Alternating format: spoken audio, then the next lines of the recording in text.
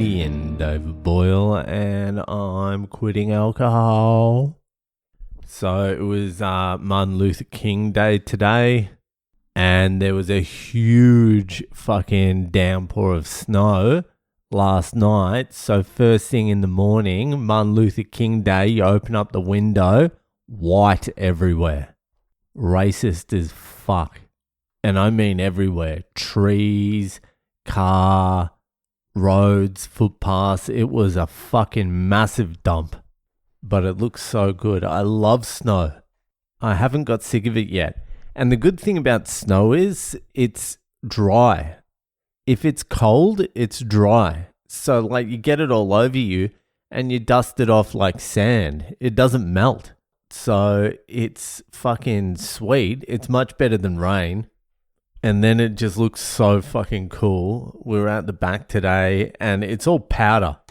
I picked up my daughter and there's a video of it, and I threw her into the snow and I misjudged how deep the snow was, and she fell and smashed her head and back.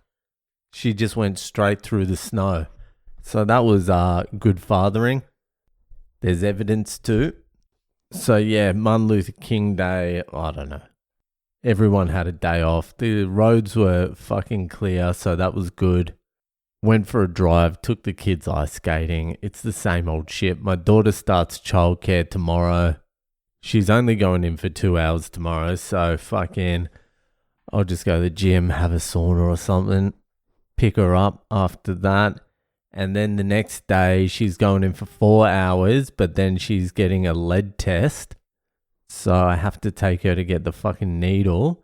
And then the next day, which is meant to be her first full day, I just realized she's going to the fucking dentist, which is like a 3-hour drive away. So it's starting to wear on me. I'm going in for my social security number interview in like 2 weeks. So that will be happening. Then I can start fucking thinking about my life. Anyway, I'm starting to get more and more free time. It's just a lot of fucking running around. But fucking, you know what it is today? It is fucking Ask Boyle. It's Tuesday. And you know what that means? It's Ask Boyle time. So if you have some questions you would like answered by one of the greatest minds of the generation, or any generation, comedian, philosopher, crane operator, waterproofer, Le Boyle, then head to my website, boylecomedy.com. There's a section there for Ask Boyle. Put in your details, ask your question. While you're there, fucking, how about send us in a fucked up Friday? We had the consensus seems to be that last week's story was a good story. Good stories don't get as much action on the comment section as bad stories. So really, you're incentivizing me to read out bad stories only. Don't worry, I won't be doing that, but also we get enough bad stories for it to be not an issue. So head to my website, boylecomedy.com, do all that shit. And yeah, let's get to this week's Ask Boyle. So this week's Ask Boyle was sent in by my man fucking Nick over here in the US of A, God's country. So here it is. This is a question for historian Boyle. Maybe I should put that in my fucking intro. Comedian, philosopher, historian. Anyway, given your understanding of the history of Germany, how obvious are the parallels to the fascist movement here in the US, and how long do you think until the US becomes another Nazi Germany? Or are we already there? Or will we not get there? What does your crystal ball say for the future of your new country? Well, Nicky Skits, you have come to the right place. That's an interesting question because everyone fucking loves calling Trump Hitler and this Nazi Germany. And there is like fucking flavors of it for sure. There's definitely some flavors. But there's also flavors of the Bolshevik Revolution. And I guess when you're like inching closer and closer to authoritarianism, the difference between Nazi Germany and Bolshevik Russia isn't that much. Like there's a nationalistic vibe to the whole thing. I suppose there wasn't as much of a nationalistic vibe in the Bolshevik Revolution, but there definitely was in Nazi Germany. Then there's the creation of like a secret police, which have like the Cheka, which would be like a parallel with ICE. And then you've got like the cult of personality type vibe with Donald Trump, and you had that little bit with Lenin, but more the cult of personality was the Stalin thing. Obviously, Hitler, he was also a cult of personality. Not quite in the same way, though. He was more like fucking a demagogue. A demagogue being someone who pretty much exploits prejudice and people's desires for their own benefit. So I suppose you got a little bit of that there as well. It's all the fucking same once you start fucking heading in that direction.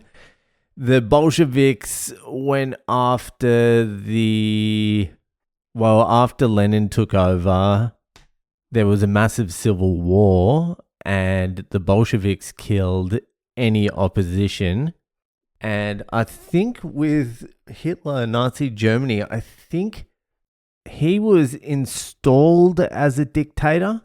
Like he didn't do it himself. He was installed. Like they postponed elections before then he came in and he was installed as dictator. I can't remember exactly. So there's that. Well, you can see the parallels with the Bolsheviks killing all their opposition. Well, it just depends. Like, it just depends where it all heads from here. But the main difference between those two and the US at the moment is Donald Trump has like virtually no power. He is probably, I would say, 10, 15 in line. He's the mouthpiece of the corporate elite. So the difference between Nazi Germany, the Bolsheviks, and the US is the corporate power has already overthrown the government. They did that years ago, and they have been asset stripping and burdening and privatizing absolutely everything in the USA for the last, since World War II, but longer, much longer. And now the US is in the phase where the corporations have pretty much decided it's time to move on. The US has lost its usefulness as the host nation of the superpowers. The US has been reduced to a regional superpower. Still a massive power, but no longer the world hegemon where whatever the US says goes. It might seem like it a little bit at the moment, but all these things, the Greenland thing, the Venezuela thing, that's more signs of weakness than strength.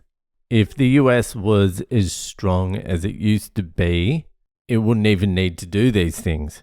So now the US, and when I say the US, you've got to divorce the US as a people, as a nation, from the US, the host nation of the corporate and financial powers, which is the real US. Because the interests of that corporate elite, the international corporate elite, who host most of their companies in the US, but are transnational and have no real ties to any country. No, and they're certainly not sentimental. They don't give a fuck about the US. So their interests are completely divorced from the interests of the US people, the people of the USA. Completely divorced.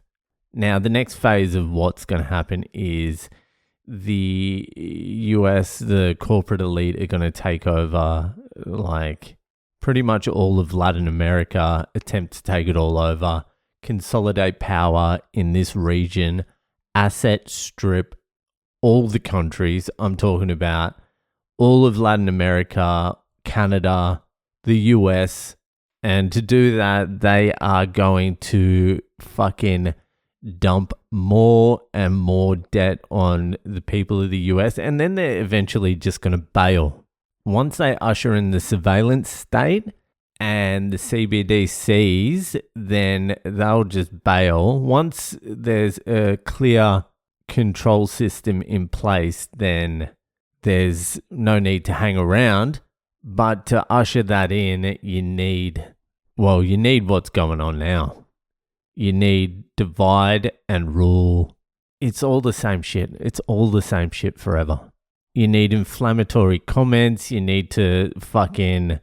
Well, the next move would be cancelling elections. If elections are cancelled, then you sort of know where we're heading. That would be the beginning of a time of troubles, as Toynbee would say. So it's all going to be inflammatory. It's all going to be deliberately dividing. And the way I see it playing out is things will get more and more divisive. ICE will keep pushing. Law enforcement will push. And a section of the US will rebel against that. And then they'll continue pushing. And then a different segment of the US population will rebel against that as well. Because it seems to me the American mindset, there's a limit to what you can do to Americans because they've been taught from day dot about freedom and their right to freedom, free speech and all this sort of stuff. So there'll be the Trump supporters, like people, there'll be a slow drop off. Maybe it'll be rapid.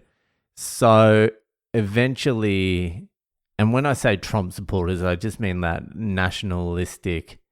So they will push the boundaries and slowly more people will turn on that movement until you've just got the absolute, like the cult followers.